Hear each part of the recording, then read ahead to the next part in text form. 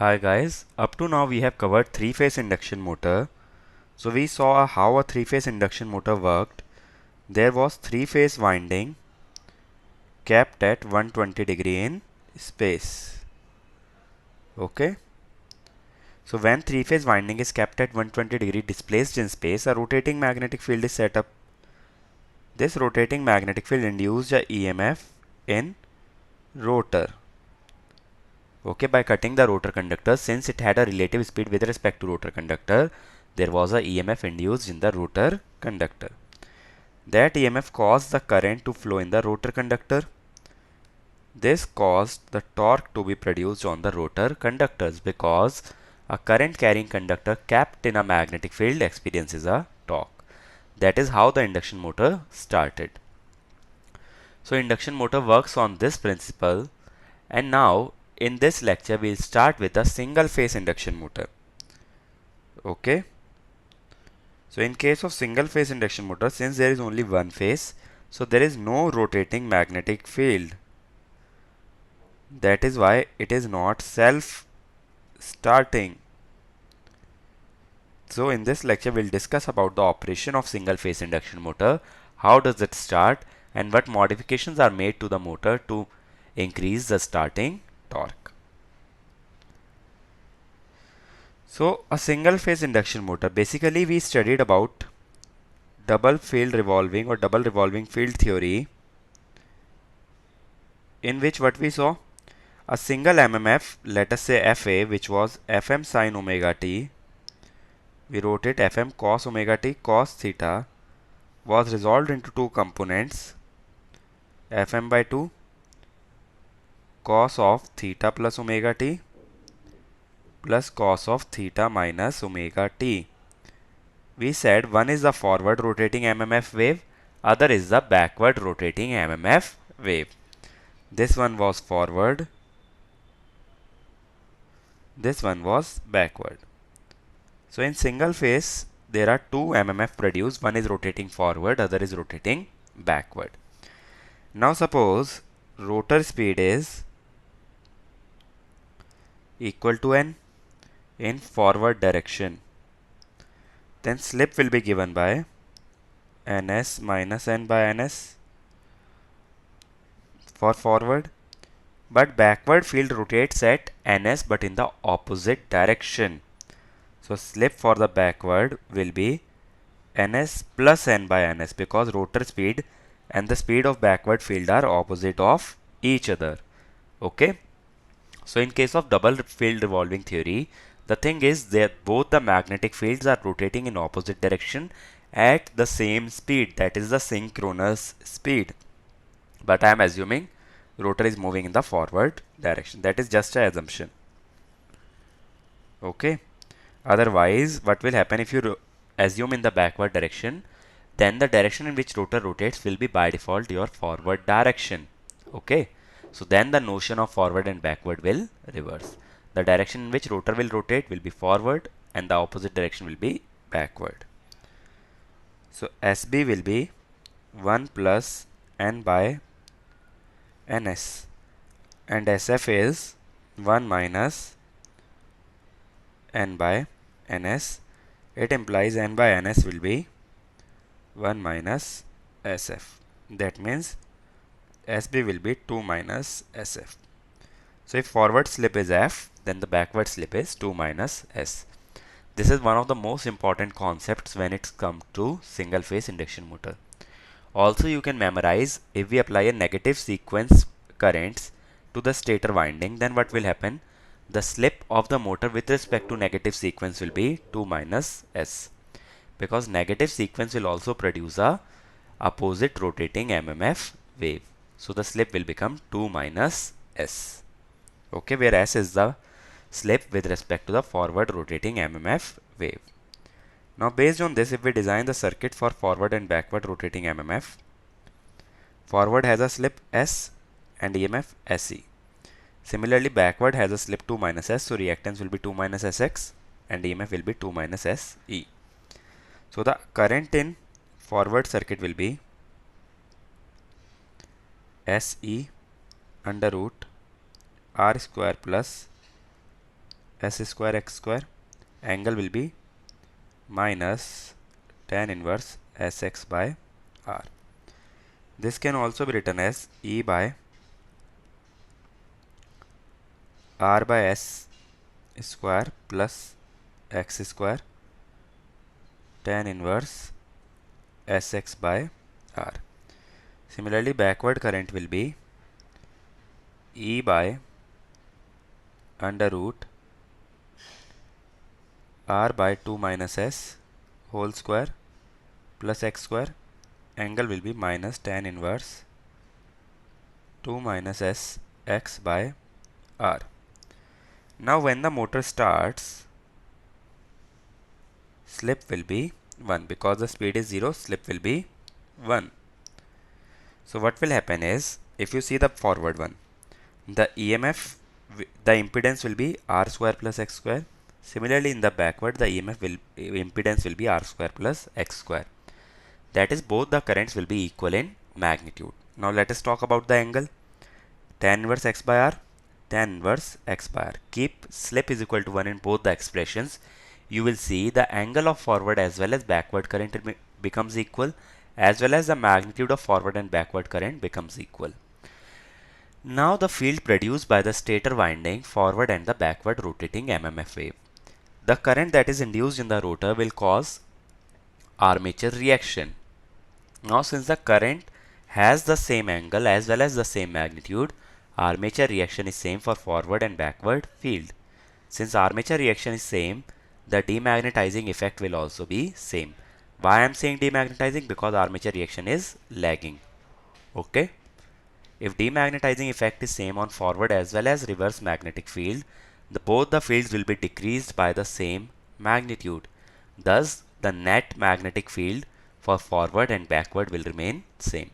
Suppose earlier forward MMF was 10 ampere turns and the backward was also 10 ampere turns.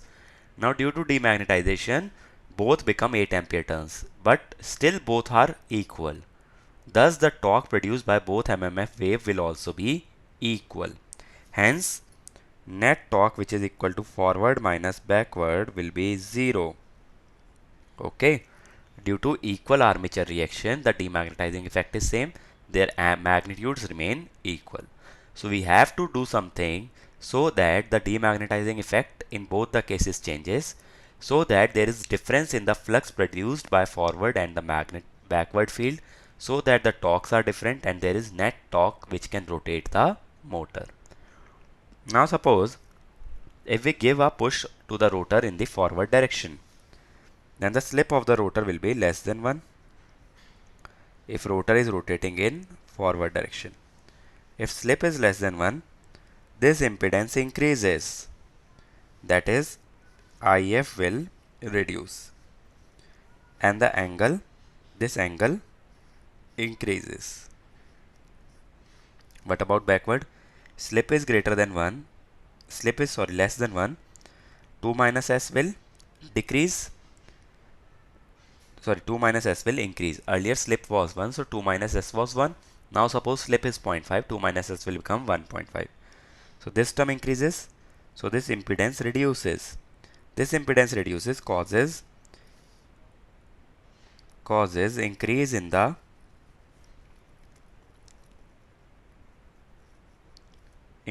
backward current and the angle. Angle was depending on tan inverse 2 minus s x. Okay. So as slip is 0.5, now this value increases. So this angle also increases. Okay. Since the backward current increases in magnitude as well as angle of backward current increases, what happens is that demagnetizing effect of armature reaction increases. How? Suppose if I draw a phasor diagram. Suppose this is the EMF. This is field flux induced EMF. This is your current. Now this angle is phi. If we increase phi, the demagnetizing component is I sin phi. If you increase current as well as phi angle, the demagnetizing component of the armature reaction increases. Okay, that is how the flux will get weakened. Here in case of forward, we are reducing the angle as well as reducing the current. So demagnetizing effect reduces because I is reducing and phi is also reducing. So demagnetization in forward field reduces, but demagnetization in backward field increases. So backward field is reduced more than the forward field. Suppose earlier both were 10. Then the demagnetization here is 2, but here is 4. So it will become 8, it will become 6. So forward field is stronger as compared to reverse field. So the torque produced by the forward field will be higher as compared to reverse field, due to which there will be net forward torque. Okay, so that is how the motor will rotate. But the thing is, due to relative speed between forward and backward fluxes, that is 2ns, there will be pulsations in the torque at twice the frequency of the supply. Okay, that is why the operation of this motor will be vibrational as well as noisy due to relative speed between the two rotating MMF. Now if we see the torque slip characteristics, when slip is 1, that is the speed is 0, slip is 1. Forward torque is equal to backward torque, so net torque is 0. Okay, but if it is given a push in the forward direction, forward torque increases whereas backward torque reduces. So net there is a forward torque. Similarly, if you give it a push in the backward direction, backward torque will increase, forward torque will reduce. So there is a net backward torque. So this is the torque slip characteristics. It passes through the origin in case of single phase induction motor. Whereas in case of three phase induction motor, it was simply like this. It did not pass through origin. It has a non-zero starting torque. That is why it is a self-starting motor. But in case of single phase induction motor, it is not self-starting as the starting torque is 0. Now if we see the stator circuit or the equivalent circuit referred to the stator is something like this. R1 is the stator winding resistance, X1 is stator leakage reactance, X2 dash is rotor leakage reactance referred to stator, R2 dash is rotor resistance referred to stator, X5 is the magnetizing reactance. Now since R2 dash and JX2 dash and X5 are connected in parallel, so I5 into X5 will be equal to I2 into R2 dash plus J X2 dash, both will be in parallel. Now suppose I divide both sides by 2. I can do it like this. Still their potential remains same, or their voltage remains same. That is, midpoint of both these impedances have the same potential, and the points having the same potential can be shorted together, because by short circuiting we make the potential of 2 points same. From here I can judge that midpoint of this and midpoint of this have the same potential, and if they have the same potential they can be shorted together. So how we will draw the circuit? If we connect the equipotential points, this will be R1 and X1. We will divide this winding into two parts, X5 by 2, X5 by 2. We can also add a J, R1, JX1. Now what we will do is, we will divide this impedance also in half. Okay, X2 dash by 2, R2 dash by 2, X2 dash by 2, R2 dash by 2, and we will connect these two points. Now why I have divided this circuit into two parts is because I want to create a single circuit which involves forward as well as backward circuit. So we have divided this circuit into two parts. We will use one part for the forward MMF, other part for the backward MMF. This is the circuit at standstill. Now when there is some slip S in the forward direction, what will happen? We will divide R2 by S and R2 by 2 minus S. So this is for the forward, this is for the backward. So that is the equivalent circuit of a single phase induction motor under running condition. How I have taken these two impedances is, as we derived, in case of forward, current was E forward by under root R2 by S square plus X2 square. Similarly, backward was E backward by R2 by 2 minus S whole square plus X2 square. Now I have to take in this way because, as I told earlier, in three-phase induction motor also, when we have to refer the rotor side circuit to the stator side, the frequency must be same. That is why we have to make EMF to be E and not S into E. We have to make the frequency of EMF to be F. Then only we can connect it to the stator side. Okay. Now the thing is, if we want a net rotating magnetic field, then we need to have at least two phases. Otherwise, there will be one forward wave, one backward wave, and there will be zero starting torque. And the condition for rotating magnetic field or a net rotating magnetic field is at least two phases should be there, which should be kept at 90 degree with respect to each other. Now, to create the two phases, we cannot use a single phase winding, because even if we divide single phase winding into two parts and keep them at 90 degree, the currents in them will not be displaced by 90 degree. The condition for rotating magnetic field is phase shift of 90 degree as well as space displacement of 90 degrees. So we can create a space displacement, but we cannot create a phase shift.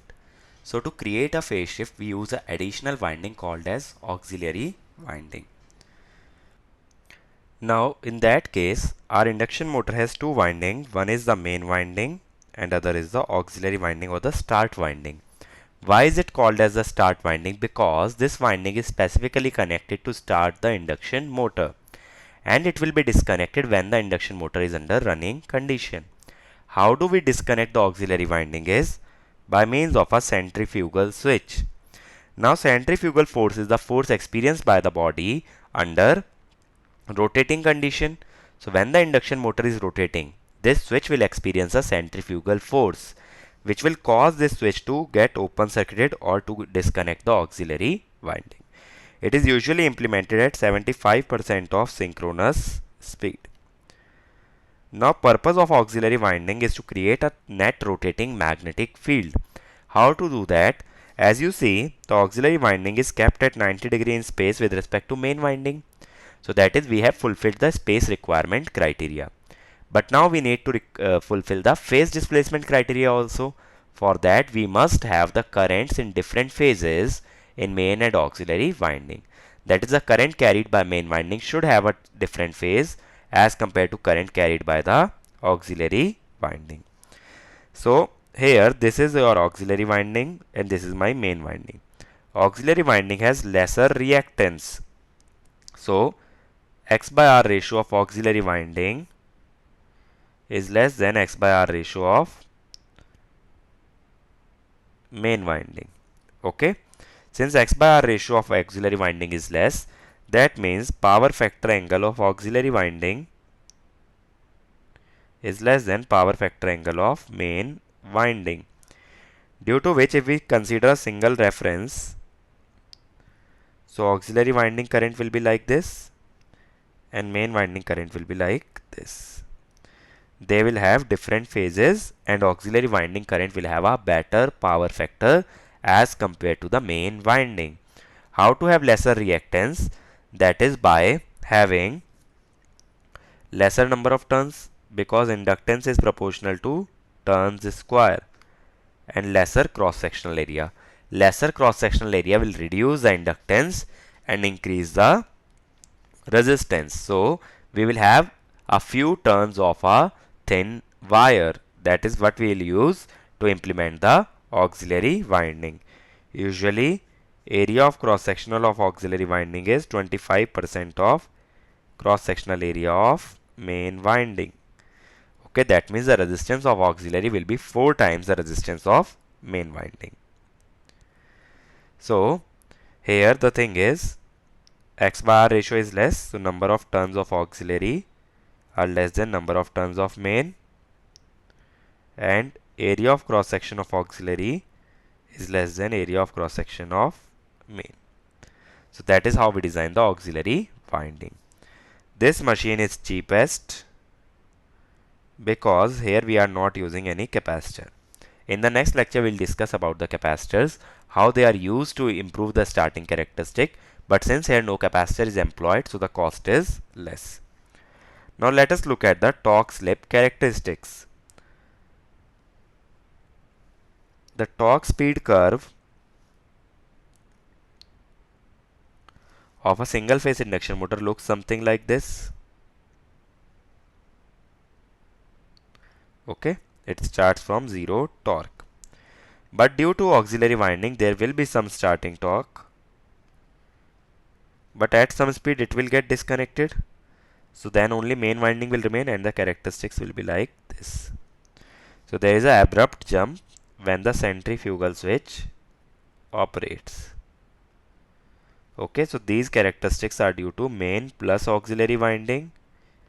This characteristic is only due to main winding. So whenever the centrifugal switch operates, the characteristics return to their original value.